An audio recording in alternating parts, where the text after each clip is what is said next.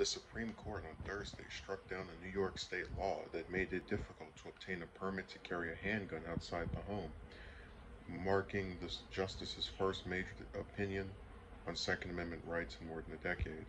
The 6-3 decision to invalidate New York's law will almost certainly render unconstitutional similar restrictions in more than a half a dozen other states that give licensing officials wide discretion over concealed carry permitting.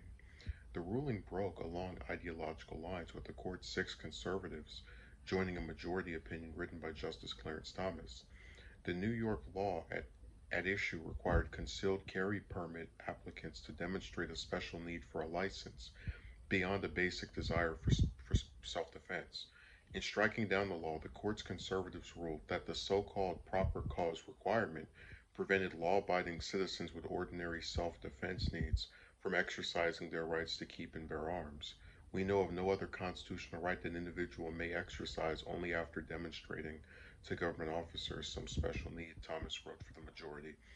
That is not how the First Amendment works when it comes to unpopular speech or the free exercise of religion. It is not how the Sixth Amendment works when it comes to a defendant's right to confront the witnesses against him. And it is not how the Second Amendment works when it comes to public carry for self-defense. The ruling's broad sweep amounts to a complete overhaul of the court's Second Amendment doctrine and expected to call into question a wide range of other gun laws, according to legal experts. The court's 3 liberals in dissent accused the conservative majority of failing to consider the potentially deadly consequences of its decision. The ruling comes after recent mass shootings reignited a wrenching debate over how to balance the constitutional right to bear arms with America's concern for personal safety in a country with more than 390 million privately owned firearms. The Senate is set to hold a procedural vote Thursday on a bipartisan gun reform package crafted in response to those shootings that include measures to close the boyfriend loophole, support red flag laws, and bolster background checks for those younger than 21. Thursday's case arose after 2 New York residents were denied unrestricted carry licenses backed by an affiliate of the National Rifle Association. The applicants sued the licensing officials, and after losing in the lower courts, filed their ultimately successful appeal to the Supreme Court.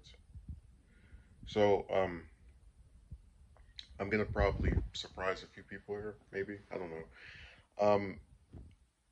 When I was reading Thomas's, rationale behind this decision being made, where he talks about how, there's like no other constitutional right that people have to show, you know, uh, this special need to demonstrate. I think that's an objectively fair point to make. I mean, the Second Amendment is part of the Constitution, and when he mentions how, you don't have to go and demonstrate unpopular speech or free exercise of religion just to get permitted to be able to do it, I think that is something I can objectively see the validity of from a standpoint of argumentation. But if I may take a page from these 3 liberal justices, when you have a weapon that, depending on what type of gun it is, we've been over this before, a lot of these different shooters are using assault style weapons. When you have weapons that can kill multiple people, I think there is just cause to have restrictions, further restrictions on that than someone speaking or,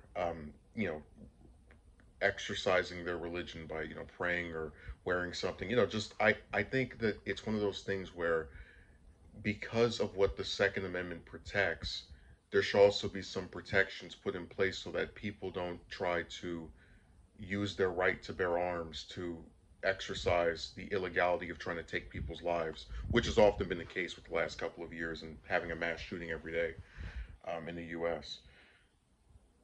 But it goes back to this thing where the court is just extremely tone deaf. I mean, again, at a time with all of these different mass shootings, one each day, um, you decide to further the rights of people with regard to firearms, and you don't see where that's like. Are you serious, really?